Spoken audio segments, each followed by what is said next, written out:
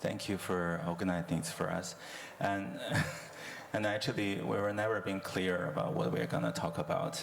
So I try to learn and try to understand our situation, because this year is very big for me. It's a return of Hong Kong for 20 years. And I've been actually collaborating with Videotage for years. And I know Alan and Warren and Nyen for years also. So I think it's interesting that we got this kind of opportunity to share a little bit of understanding of actually talking about the shifting and change of institutions that are founded by artists, and also talk about the shifting and change about artists themselves and what they do in their artistic practice, and especially what they concern of this kind of change in their work. So, shall we start? Alan? Do you have a question for me? Yes. I mean, because if you read about this kind of information, you know that how Videotage founded. But as an artist, and can you tell us more? I mean, Well, I think we have in '97. I mean, everyone was still using the fax machines, same as what yesterday we have been talking about. But starting from 2000, we start to have computer and going on to the internet, and things changed tremendously after that. And even now, we can see a lot of like makers and people who are using technology, doing something creatively. I won't call it art, but I mean, they are using technology and doing things with media and all that. I mean, the 3D printing, animation is interesting enough for me to look into it. And I mean, in terms of the moving image world, there are so many new technology that is making the media look very, I mean, posh. Like the 3D mapping, projections and all that. I mean, there are immersive projection and also interactive things that is happening. But I mean, the 20 years is actually, you can see the technology advance so much, and art practice becomes so diversified. Yeah, and I don't know what more can we say about. No, because I showed your artworks before as well. So for me, your work kind of reflecting a little bit of these return issues and nostalgia kind of feelings. And yeah, I mean, how can you feel? What do you feel about the change? I mean, being this kind of artist, and because recently I mean, last year, I think you did the show early this year. Sorry, or last year. Last year you did the show with this kind of a archive and retrospective of understand media art and art in certain kind of practice in Hong Kong, and what that meaning behind it and why you're doing that. I think since 2008 you have organized in Shanghai Arts Festival the media archaeology exhibition. I think I was so fascinated with the idea of media archaeology. There are, I mean, people who, like me, I have experienced the Super 8, the VHS, the High 8, and then to the digital DV, and then to the big Laserdisc, the smaller CD, VCD, and there are so many different formats. And during that time, actually 2008, around that time, you can see the European artists start to talk about the media archaeology, going back to the printing, how we use the types, the typeset. Oh, sorry, I can't use Cantonese. So they are going back to how prints come out, the typeface, and also the overhead projector. I mean, there are so many things, media that we have used before, and we haven't really explored enough, and we didn't record enough how people are using them in those times also. And when we go deeper into the media archaeology, we can see that at this time, we are actually using all of them together, like a convergence. I would always appreciate these words, convergence of media. And I mean, the mobile phone is one example of the convergence of the media. But I mean, this would be the man and machine and media convergence. It would be the future of the world. That's what I believe. Yeah, but the European one is very different because I think, as you know, that Siegfried Zielinski, one of the founder of media archaeology, what he understands is actually blending the whole knowledge of our kind of technology development of whole kind of humankind, which is interesting. Once I invited him to Shanghai to give this talk on media archaeology, and he showed some kind of automaton from Han Dynasty. He showed also the Middle East kind of machines work on water, like from 700 or 800 BC. AC. And I think that's interesting of actually thinking about it without original issues. That was the idea of this media archaeology, of actually treating all that as one kind of vertical line of understand our human development. So, but my question would be particularly for Hong Kong, why that makes sense to actually develop, discover this part of technology and art creation? Well, that becomes the starting point would be the 97 is really like a magnet. I mean, Hong Kong culture, I would say, it starts from the 80s or 70s when we have more popular culture during the 70s, the film, the popular song, Cantonese song, and especially the popular movie, the Hong Kong-made movie. I think we have collected enough artifacts. We can say that there is a Hong Kong culture at that time, because I think before the 80s, we always said Hong Kong is a cultural desert. We don't have, except like red A plastic ball or, those kind of product, you can say it comes from Hong Kong. But if you ask people what kind of cultural artifacts comes from Hong Kong, it would become very few people can recognize any. But after 70s, we do have a strong cultural artifacts. And also with the rise of the consciousness of looking back into the history, the practice of archiving, that comes about around the 80s also. And the Asia Art Archive starts from the 90s. So we also riding on the wave of this archive fever. And I think when I start Videotage in 86, we are already very concerned about keeping an archive of what we are doing. So there are video compilation. We try to do it every year, but sometimes we lost a few years. So we try to do like every year a video compilation to capture those, we would say, quite alternative video. Because in Hong Kong, we don't have any art house cinema, and we don't have any gallery during the 80s or 90s to show video.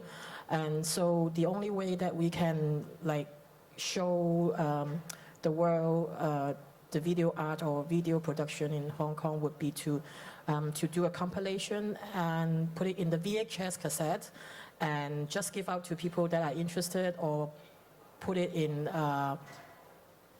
page one. Oh, maybe at that time there's no page one. Put it in like a posh bookstore for 150 Hong Kong dollar so that people can buy. But I know actually after the first edition, we know that there won't be anybody to buy it. So we withdraw this idea to put it in the bookstore afterwards. And so we mainly are giving out to people who are interested, and maybe to school library or university libraries.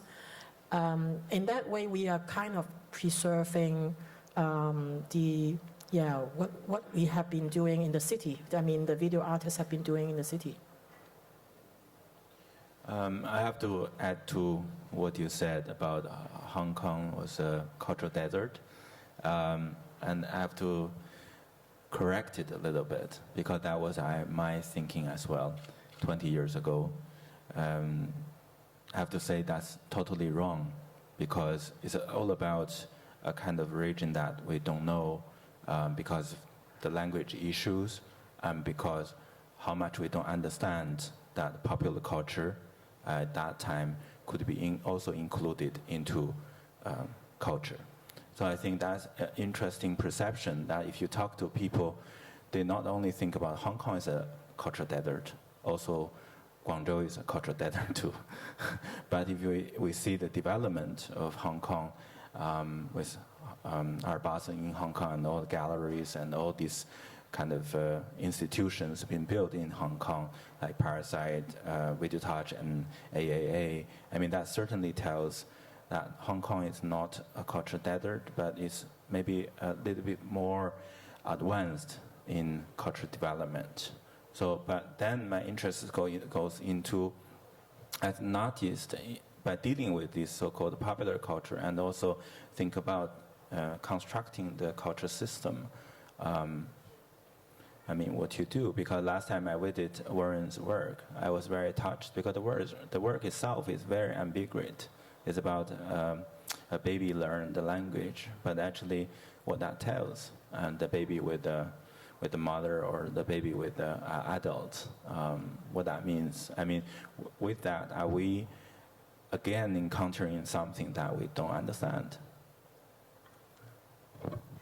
Well, actually, I would like to add a bit to what Alan has mentioned, because you mentioned the cultural desert, and I think it's a very interesting term because although we would not agree, but I did sense that it was a lot of internalization. Like as people who were born here, grew up here, and then, I mean, a lot of government officials would also maintain that term here until very recently. But I think whatever we understood it, I think around the time of 90s, as Alan has mentioned, and there was really like an urge to do more things to address this. I think one thing, if we don't agree with this culture desert, that means like we believe there have been always a lot of cultural activities here, a lot of practitioners, artists, they have been doing a lot of interesting things. To be fair, I mean, always a small community because it's somehow not popular for anybody to do. But in our case, and then we realized that if there would be a lot of people doing that, how come nobody would know it? So I think that became a very important issue, and the urge, like you mentioned, the archiving. And I remember like in the early years of Parasite when I was involved in it, and we were very conscious to publish. I think we did publication for every single exhibition, at least for the first like 2-3 years. And mainly because I think it's an interesting thing. Yes, it's good for you to see the work live, but we also understand, okay, that could last for like 3 weeks, 4 weeks. If you're lucky, a lot of money, you can make it for 3 months. But after 3 months, I mean, you still have another 50 years to go.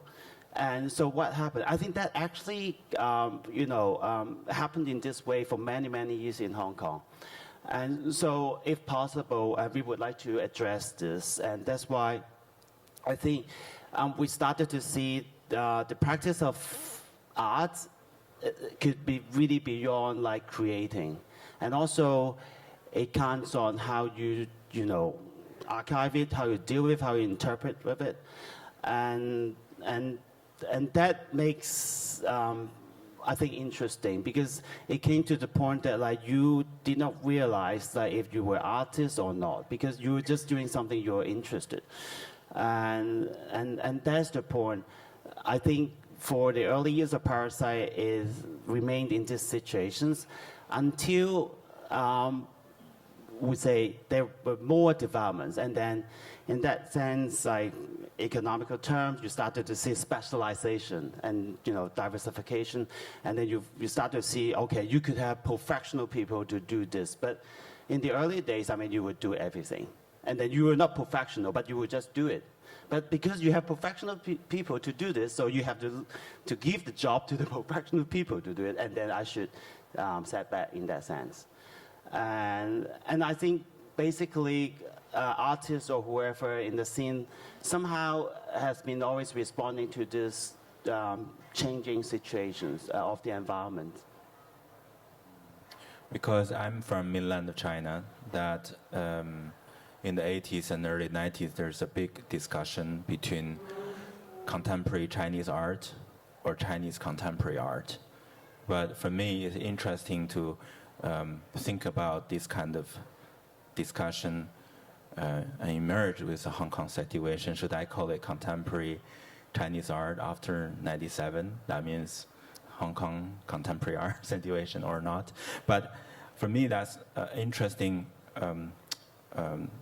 question and also interesting practice in mind of thinking, how can we include Hong Kong? How can we think about Hong Kong, I mean, without a region, like back into this kind of so-called individual artistic creation and development. So I think maybe you could tell us a bit more about the artistic situation, also other artists who work on a similar situation in Hong Kong. Well, I did some interviews with senior artists who were active in the 80s, then Hong Kong artists, and they all call themselves Chinese artists. Okay. Because for them, I mean, for the perception of China, there were no artists from China. So they were the only Chinese artists, especially those who studied overseas, like because how you looked, and then in front of the Americans or the Westerners, of course, you are Chinese, right?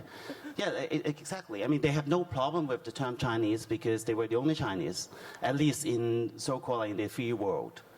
But later on, I think it's this anxiety that, like, because of handover of Hong Kong to China, and then suddenly, always you find that, yeah, they're the Chinese there. Somehow you find a bit different from you. And then you also, I think that also came to the point, that's why a lot of people would like to, discuss on the issue of identity, because all of a sudden you find that yes, you're Chinese, but not Chinese enough properly, yeah.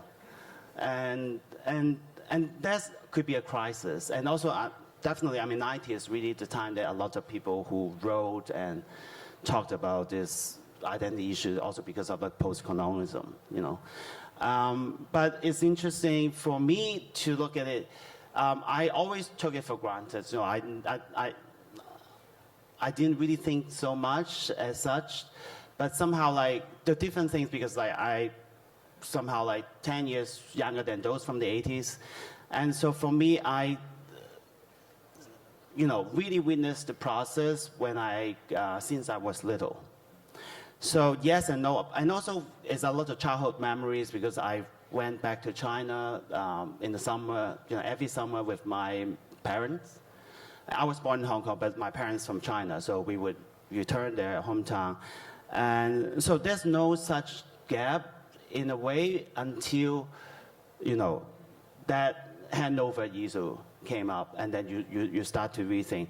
And I tried to be optimistic, and I found it somehow like it's a bit leftist idea. Why you have to, divide all these things and, China, Chinese.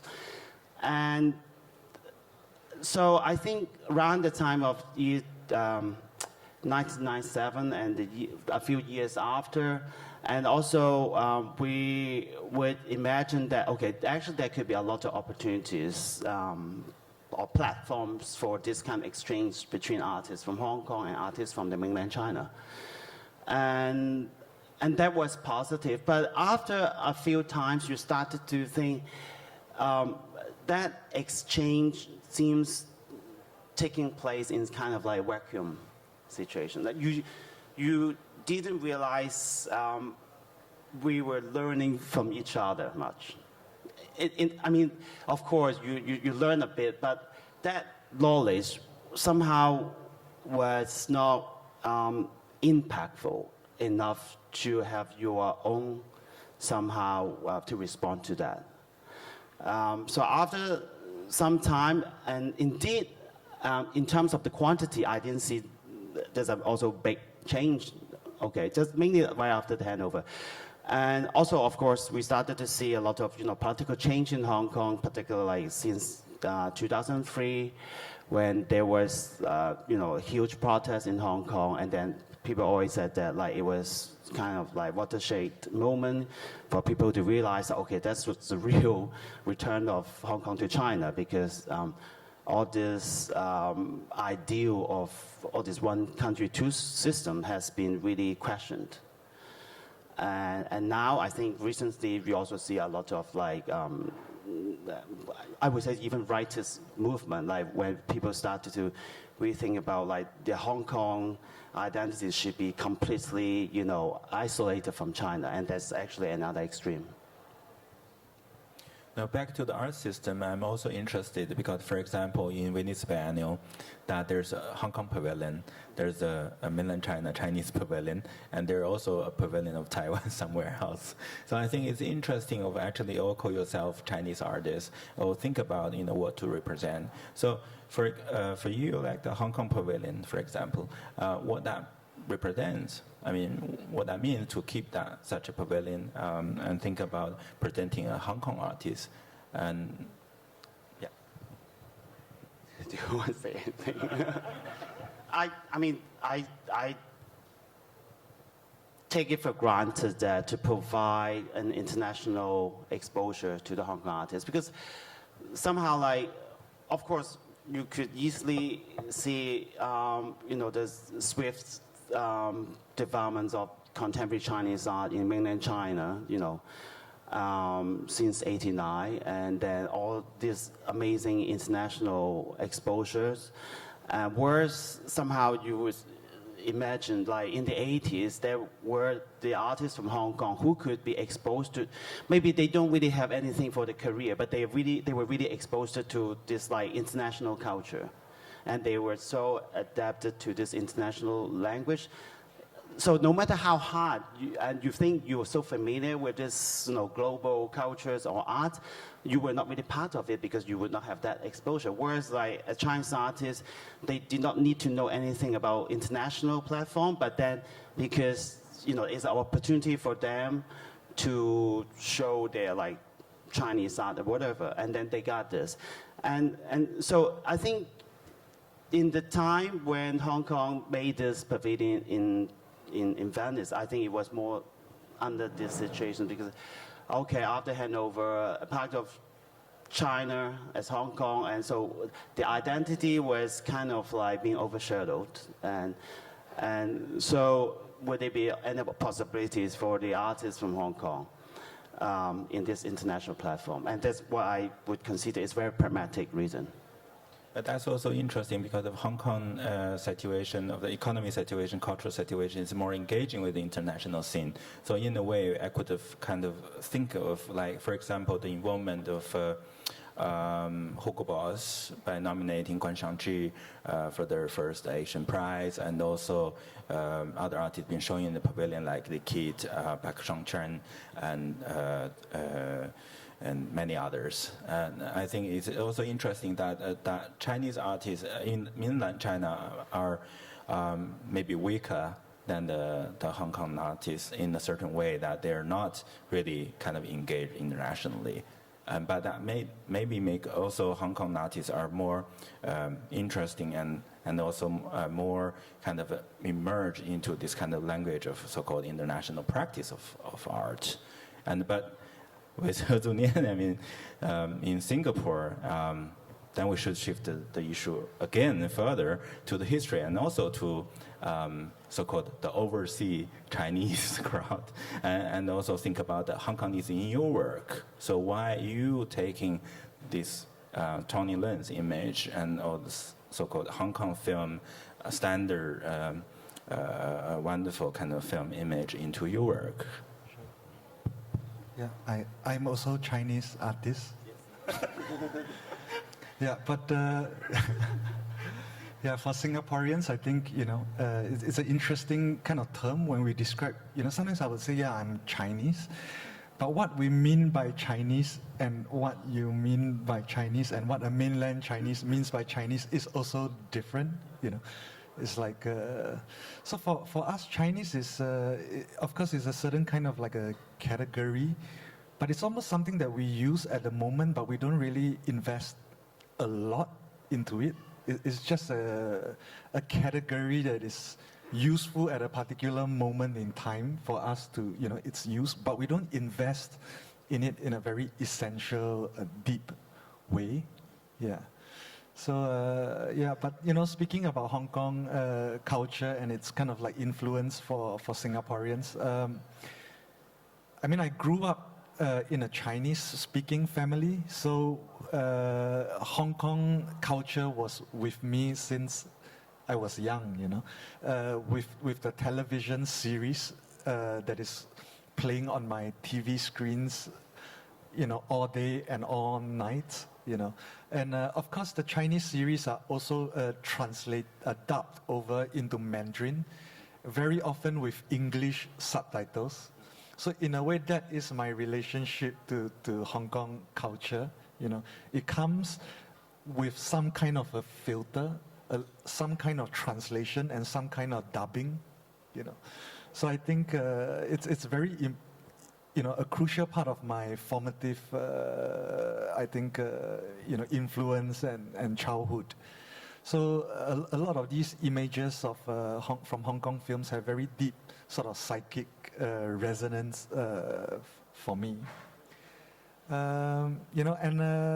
So for me, like thinking about a work like The Nameless, which was screened yesterday, and using a figure like Tony Leung feels almost as familiar, or maybe even more familiar than if I would have used a figure from Singapore.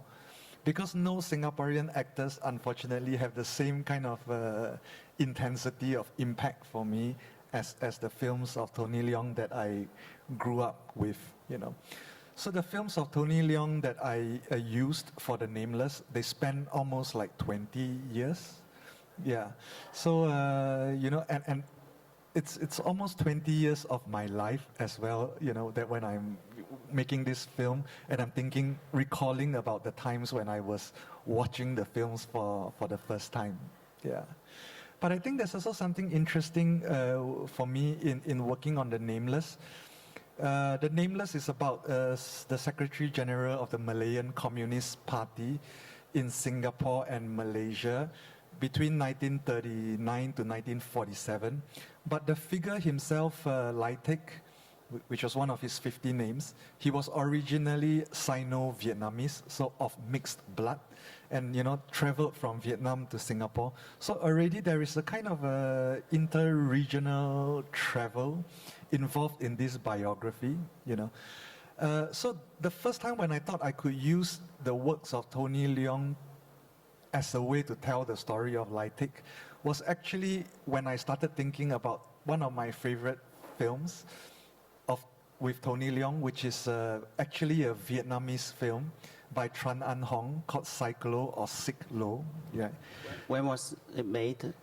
This was made, I can't remember exactly now the year. I think it must be late 80s or early 90s, So this was when, of course, Tony Leung was still, I think this was shortly after he made a film with Ho Xiaoxian, what was that called? Beijing, City of Sadness, right? Yeah. So that was when the connection happened for me because, the character of Lai Tek was Vietnamese, and then we had Tony Leung in the film playing Vietnamese, so he couldn't speak Vietnamese, so he was very silent throughout the film, and whenever he had a voice, it was always a voice over, so he became a silent gangster poet, which was very cool. Right? So that was kind of how the ideas also started. So I think there was something in the figure of Tony Leung as well that went beyond the borders of Hong Kong into Vietnam. So it's this kind of inter-regional, kind of connections that became interesting for me as I was kind of working on The Nameless. Yeah. Indeed, I really found that like because like his I mean Tony Leung is an icon, and then you could easily affiliate it with Hong Kong somehow, of course the cinema. But when I saw the film yesterday, I actually have a very strong attachment to his sense of time, temporal sense, like because you actually add all this old footage, really like from you may say like late 80s or early 90s to the recent one, Yeah. and then you could really see like sort of like aging process of Tony Leung, but not necessarily to be older. Sometimes it could be younger, and it's almost like a metaphor when you want to make this panel, like I mean, I also think about what the change like accordingly to my experience in the early time. Like I was watching Hong Kong film. Hong Kong was so far from my life, but I'm watching a lot of this kind of kung fu films and also love stories and so on and so on. But then to catch a certain kind of Hong Kong spirit, I think for mainland China or overseas Chinese, the 90s was super important. And then later on, like we were discussing earlier about this 合拍片, the joint picture, joint film between, I mean, after 1997, there's a change a lot because the character changes also, depending on the plot, on the issue, investment, and also broader audience. So I think it's also interesting. Like I would like to ask three of you, like, what do you see the changing of this so-called Hong Kongese in the filmmaking?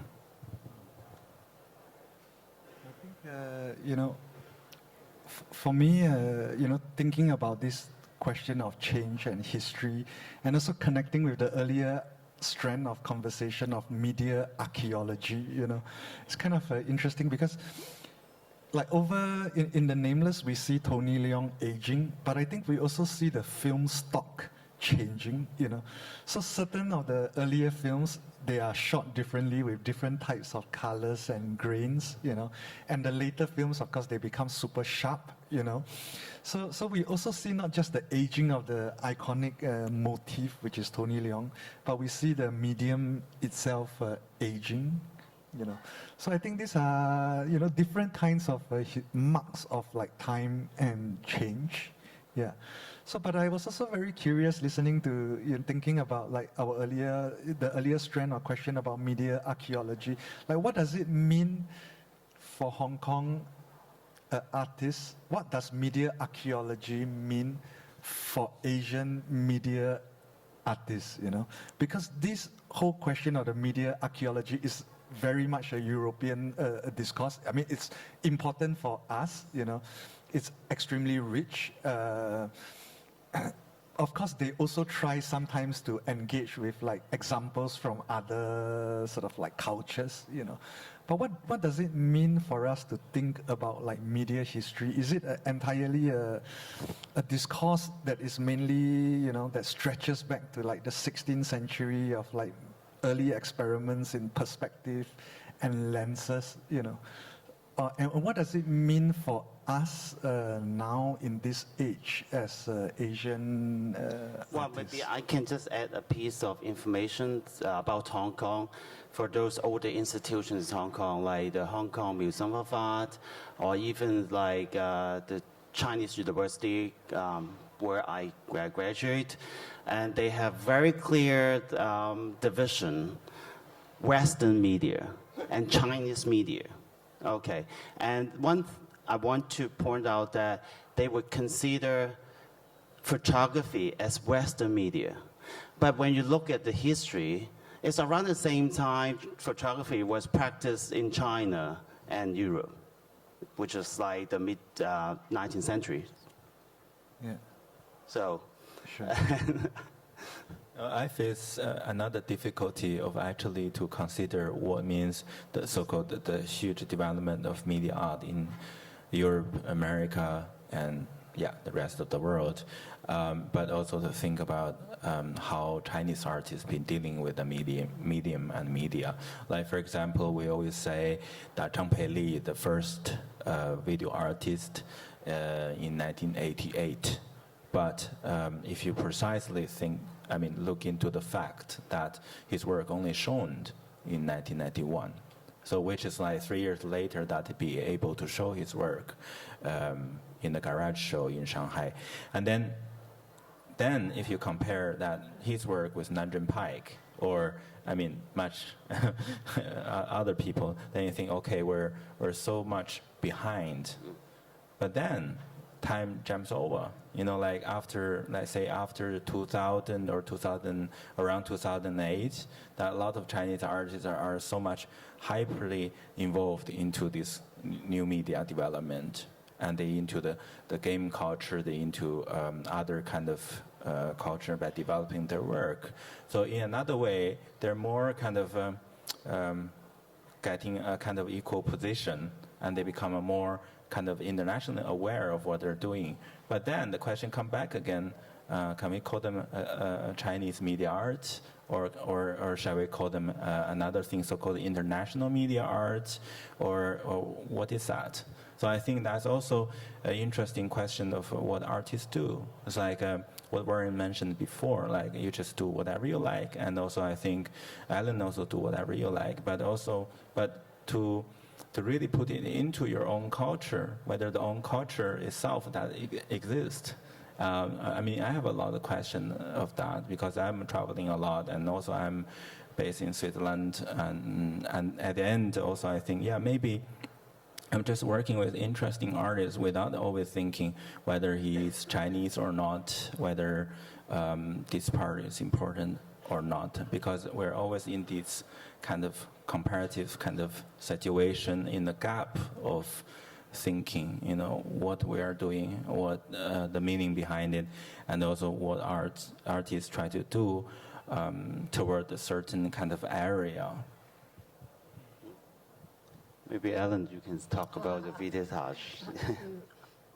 But I think what I really want to say is I have a feeling that when there are actually a lot of film festivals in Hong Kong that start up after the 97. One of the, I think, very good film festival is called the Chinese Documentary Film Festival. Was started up by the Visible Record in Hong Kong. They are also a documentary filmmaker collective. I respect their work a lot, and the Chinese Documentary Film Festival grew up. Actually, I think they have been there for more than 10 years. And what kind of films they will include would be any kind of Chinese, what they define themselves as Chinese, American Chinese, Singaporean Chinese, or mainland Chinese, or Hong Kong Chinese. So they can use English as their language in the film. They can use Cantonese. They can use whatever dialect they want to use. So actually it's free, and I can see that this is probably the only Chinese language or devoted film festival devoted for Chinese in the world. And I'm very happy to see that they are inclusive. What I mean is they actually don't really define Chinese as an ethnic group, or they define it by the language or whatever. I mean, I'm really happy that we are still possible to do this kind of festival in Hong Kong. And I think Hong Kong has the strong point or the advantage to network with all these people in all over the world that call themselves Chinese or influenced by the Chinese culture. And I think we have this advantage. And so when you talk about movie making, of course there are two parts into movie making. One part is the story or the concept. The other part is the technical. I think we briefly talk about the technical evolution. For the content-wise, in Hong Kong, after 97, the content actually was, we just have a discussion about that before in the green room, but we all agree that the censorship issue in Hong Kong is not a big issue, but the problem of the cooperation production film, the Chinese Hong Kong production film, they have a lot of censorship when they approve the film and also approve the script. And also there is also a film company that was being bought by the Chinese company in Hollywood. I mean, the film company in China is actually spreading, or they are taking up a lot of big traditional film company, production company all over the world, especially Hollywood, I would say, and they know quite certain what kind of script they are allowed to be produced in or to be screened in China. So I actually put up a post. I mean, in the PowerPoint, there are two posters from the Toronto Film Festival that said, well, let it come up. It's two, I think, beautifully designed poster. It said the Sawman and the Ghost Story, and also there's one type of genre that is not so approved, not so welcome by the Chinese authority, and so when we deal with this type of film genre, we normally see the film production coming from Hong Kong. But as we have more and more co-op film with China, this type of Hong Kong production also diminish, and we see less and less film that depict film that depict, for example, classic ghost story, for example, like that. We do have a lot of those. Like this is the poster: Sawman, Gangster, and Ghost. And after this slide, I have a few gangster movie, and a cop story also. Hong Kong is now experiencing another very important historic moment that we have a chief executive election coming up on Saturday, and there are a lot of filmmakers actually talking about election in their film, not only through real political election, but also election in gangster movie, in mob fathers movie, and also in their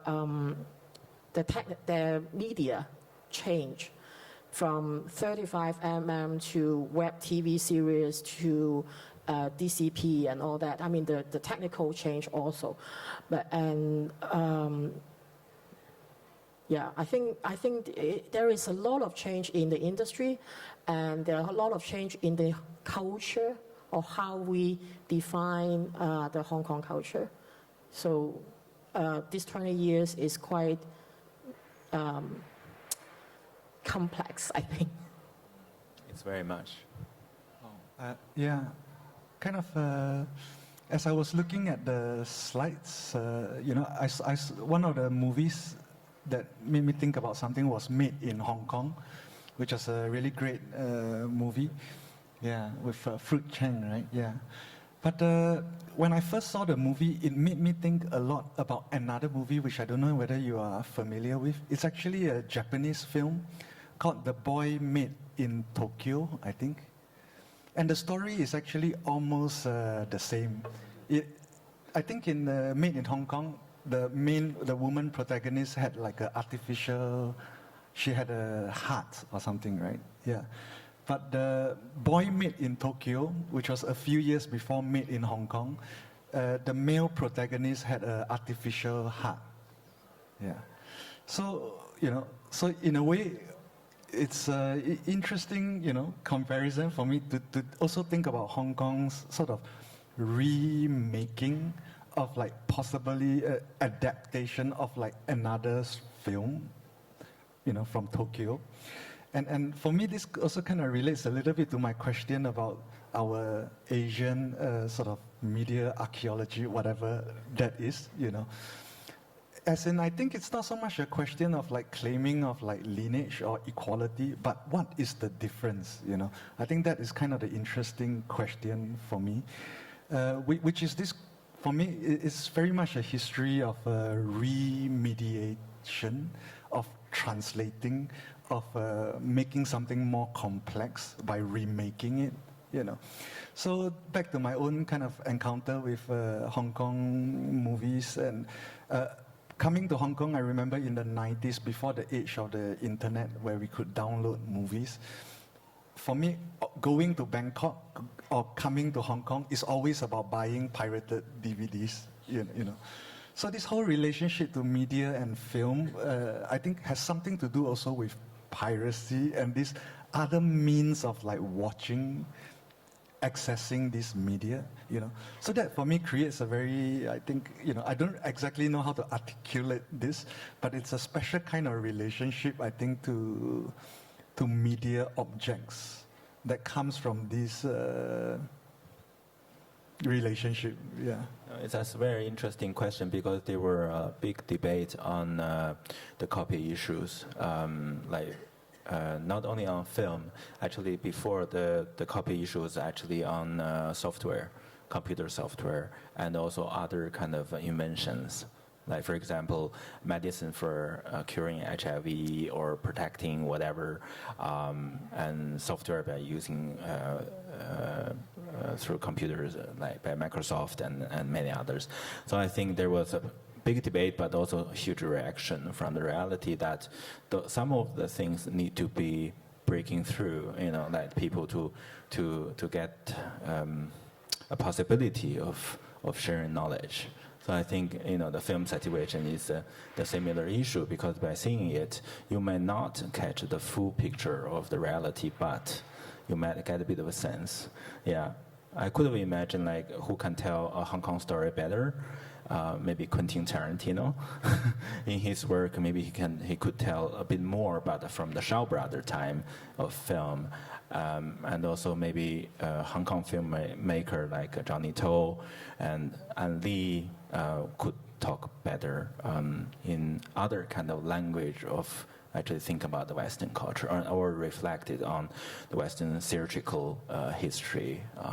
So for me, that's a very important and interesting opportunity to share with you guys. I think in time about 1997, 2007, and 2017, because for me Hong Kong was a huge complexity anyway. So, but now the situation become even more complex.